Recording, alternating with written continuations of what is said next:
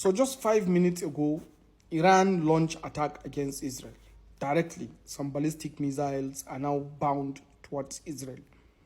Adamu Garba recently come out to give his reason why Israel might not reply Iran following the bombshell or bomb attack on Israel yesterday by Iran. Remember, few days ago, he made a video talking about why there is a war between the Israel and Iran and other Middle Eastern countries. So recently he just made a video giving reason why Israel will not reply Iran. That is the main reason was actually that the fight was not between Middle East and Israel or Iran and Israel, but the fight is between the biggest powers in the world. Just watch this video and tell me what you think about everything he said. We'll see you in the video. Till the end of the video, we'll tell you, remember to like, remember to subscribe, remember to share so that other people will see, so that other people will be informed. So just 5 minutes ago, Iran launched attack against Israel. Directly, some ballistic missiles are now bound towards Israel. And we know that the Israel Defense Forces have already gotten a ground operation into Lebanon. Operation has started in that area. And that when you look at the map, the route that Israel is trying to take is likely going to go towards Damascus in Syria. Of course, you know the attack in Syria recently that allegedly killed the younger brother of Bashar al-Assad, the president of Syria. Also, Iraq, is going to be a target. So, and that the backing that Iran will receive from Russia is massive. The prime minister of Russia just yesterday was in Iran, and there was a series of back-to-back meetings between Vladimir Putin and his security intelligence committees. And the US have sent 3,000 additional troops to back Israeli Defense Forces. Practically all the arsenals of the United States in the Middle East is now concentrated at Israeli pleasure. So we are looking at what happened in Ukraine likely repeating itself in Israel, where the US will use Netanyahu, as an asset to advance their Middle Eastern globalist agenda, similar to the way they use Zelensky in Ukraine. And it's looking like in Zelensky's case, it has failed. Ukraine has lost the war, but they think that there's a greater chances that Netanyahu could win. Of course, he decimated Gazans because Gaza is a very relatively small place and still unable to defeat Hamas. And even the killing of Hezbollah commanders doesn't mean that it's a victory because Hezbollah created a complete chain of command already. And that you now have Iran, having a direct response. You also have Houthi rebels, making some aims. The whole crisis there is the agenda around the oil, as I said earlier. So as Africans, we should not worry about taking side and be accusing and insulting each other. If we must, then we should look at it at the grandeur level, the global alliance level. Are we better off with the NATO alliance or with the BRICS alliance? I always say we are better off with the BRICS alliance. And when you talk about that kind of alliance, you are not just talking about security alliance, you are talking about economic alliance, you are talking about social alliance, you are talking about cultural alliances. So there are a series of alliances around joining the BRICS. So security is just the last mile, and that if someone is going to worry about joining at the point of security, you're just really not looking at the bigger picture. But when it comes to warring between themselves, it shouldn't be our business. It doesn't come to us. It's not our business. We should have our diplomats to make sure that none of their wars is exported to Africa as much as possible. And wherever we see it, we reject it, we refute it, we throw it out. But when they want to fight their wars, let them do their warmongerings, But when it comes to international alliances, I always say that Africans are far better with the BRICS. So therefore, let's watch as the situation unfolds. What will be the reaction to Israel from Iranian ballistic attack on their country? Thank you. I saw some of the comments under my last post yesterday regard crisis that is happening in the Middle East, especially the ardent support by the United States of America and NATO for Israel to continue to carry out its genocidal and warmongering was because of the oil wealth and the energy asset that is within the Middle East. And some people think that it has to do with religion, it has to do with some ideological beliefs. You are just wasting your time. The globalist interests don't care about anything ideological or religion. What they care about is power and control. The whole thing that is happening there has to do with America's plan for the 21st century. The US has to go renewable energy because they have the technology to power the world in their own energy terms. And the only thing that kept the value of the dollar as the dominant global currency is energy. You cannot be a superpower without control of energy. Go and check throughout history. Most of the wars were fought to acquire a land where there were energy. The First World War was triggered because of the discovery of the oil deposit in Iran.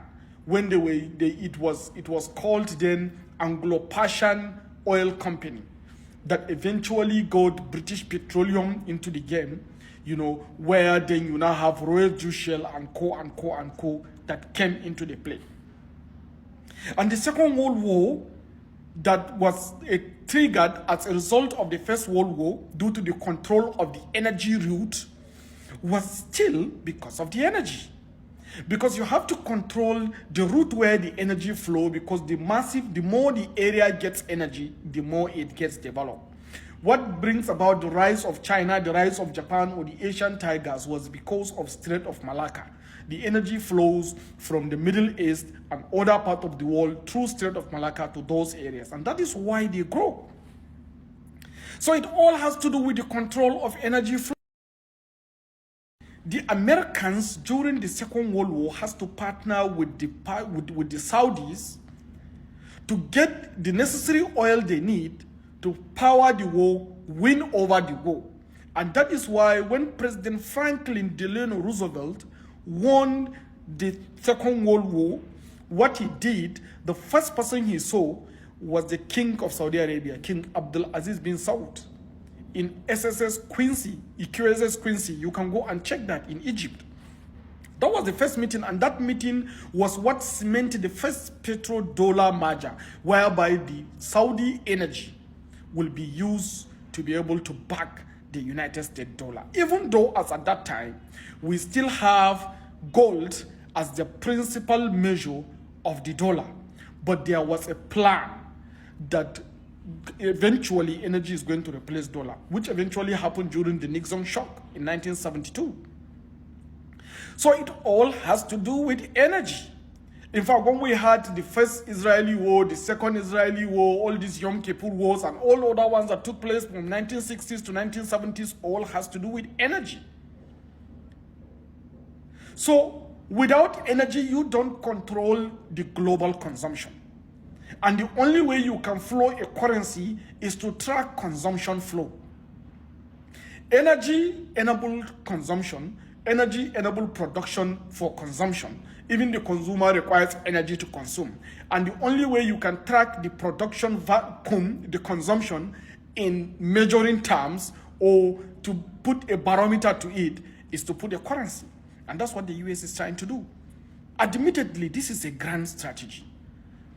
And what we should do as the global south is to envy them and reenact our own grand strategy to counter that strategy, because us cannot survive without the fossil fuel. In the game of chess or the game of global power, energy defines the route. And the fact that Saudi Arabia decided to refuse to renew its petrodollar agreement means that Americans will have to use their power to see that this energy is still well within their control. Don't forget, the name of Aramco, the Saudi Aramco itself, is called Saudi a Saudi American oil company. That's the meaning of Saudi Aramco. Aramco means Arab American Oil Company. It's a foundation that gave birth to what is called Standard Oil. And Standard Oil have about 7 major oil corporations that control the world. They call them the Seven Sisters. It has nothing to do with religion. It has nothing to do with Sunni or Shia or Jews versus the Muslims. These things are all sensational reasons they use to curry the media propaganda so that they can have cheap support. But at the root of it is survival, is power, is control, is dominance, is hegemony. So we Africans need to think, we need to use our brains. We shouldn't be used always at the altar of sensationalization, religion, some primordial interest that has to do with tribe of ideological affiliations. That is not the case. The case is power and control. So we will have to give the chase that way too. I am not condemning either side. I want you to know that. What I'm saying is that what is the position of Africans? How do we plan our game so that we don't get consumed by what is evidently happening? So that is exactly what is happening globally. So you shouldn't be deceived into thinking that this thing somehow has something to do with you because you are a Muslim or you are a Christian, because you are a Sunni or Shia or you are a Jewish friend or something. Nobody considers you in equation. When you are thinking about that, in fact, you are called a time bomb on the table. And no one will bring a time bomb in the table. They will just use you, and dump you from the outside. But the main thing that is happening is power and control. And the faster we get this as Africans, the better for us. Thank you. Is Israel really going to respond to Iranian attack? I think that's a pertinent question that we should be asking. But let me guess. I guess 75% that Israel is not going to respond, and 25% it will respond. And why do I say so? Because Israel knew very well that if they respond to this attack, it is a guarantee of mutually assured destruction between both them and the Iranians. Even if they succeeded in taking out the Iranian nuclear facility, the Iranian refineries, and the Iranian energy facility, Iranians have missiles across their country in hundreds of thousands. And releasing only 10,000 of these missiles is capable of impacting unimaginable damage to the Israeli state, because Israel is a very small country. Right, look at the impact of the 200 bombs that were released against Israel. It wiped out a lot of military facilities, 38 F-35 jets, and even Mossad HQ, is wiped out. And several facilities are destroyed. Several military installations of Israel is destroyed, because Iran actually target only the military and intelligence capacities of Israel. So if they release 10,000 of these bombs, just imagine the damage it will cause. This is just 200. So, and taking out nuclear facility or energy facility is not going to stop the attacks. And that is why I am not sure Israel is going to respond, because Israel knew that they are working on the wings of the American empire. Forget about all the military capacity that they have, sophisticated technology, sophisticated fighter jets, tanks, and ammunitions. It's all American firepower. It's not Israeli firepower. It is an American-backed firepower. And Israel is a sophisticated, mature country that they understood that the American empire is playing them. And the American empire can stop at nothing, by making sure that they fulfill their dream of global dominance, by making sure that there is no currency that will rival the United States dollar, by making sure that the BRICS alliance that is taking over the Middle East does not in any way challenge United States hegemon. So the fact that there is a willing asset in Israel pushing themselves to fight against some of the Middle Eastern powers, the Americans will be very happy to do that. But if Israel is failing, Americans will not shy away from giving up on them. You can write this down. Forget about the fundamentalist push or the ideological or the historical context. All those things are being pushed for power and control and nothing else. Therefore, Israel understood the game very well. And Israel's interest is to find a Jewish homeland.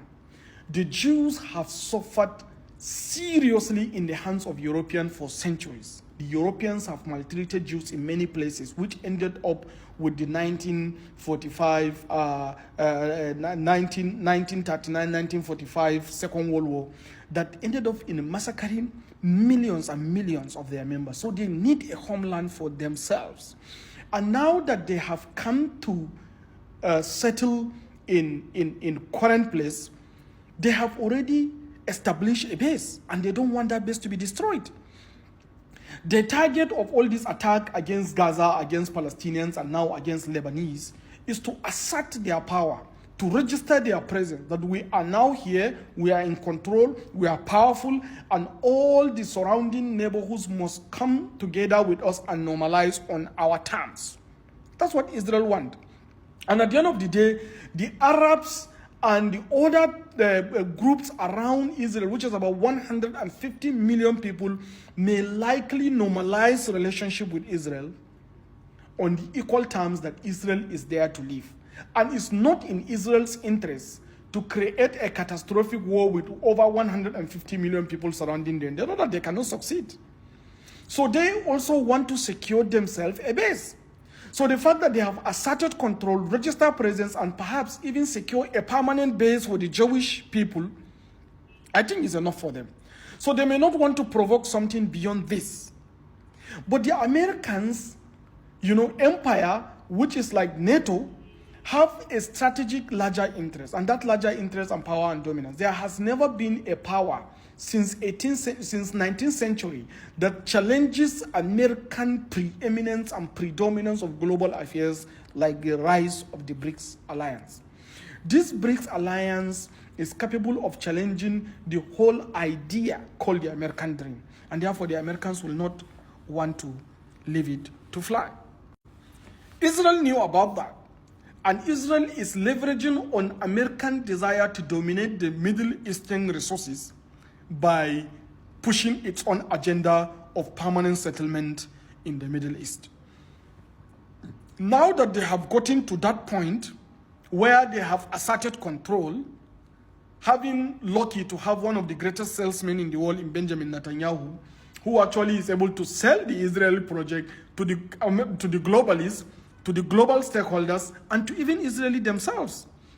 I think that drama is likely coming to an end.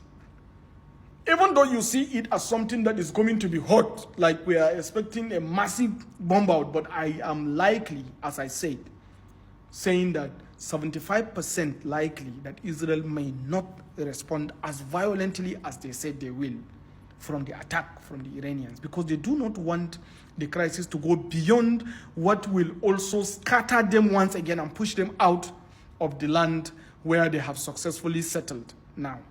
So these are the major context that is happening, and therefore I want to believe that we should wait and see, but the whole drama is between the American empire and the BRICS alliance. So it is important for African countries to actually re-architect their foreign policies to look towards the BRIC much more inherently and much more deeply, because the future is obviously belonging to the BRICS. A situation whereby you have the whole of Middle East recalibrating itself around the BRICS power, you have China and Russia and India all in the BRICS. We in Africa, which also is driven principally by natural resources, will have a better place in the BRICS than in the American empire nations. And as I'm talking to you, my guess is this: likely that Israel is going to recalibrate itself, reintegrate into the Middle Eastern proper, and even join BRICS. That is likely what is going to happen. So it's a game of interest. It's not a game of ideology. It's not a game of one religion or one persuasion or one tribal. It's a pure game of power, dominance, and control. And as I'm telling you, Israel has already secured a permanent base in the Middle East and is now a stakeholder. And the Arabs will be ready to sit with Israel and discuss proper. And that is the aim of Israel. So therefore, I am not sure they are going to provoke a much wider war that will deny them this opportunity. And that is why I am almost 75% certain that Israel might not respond as violently as they said they will against the Iranians. Thank you.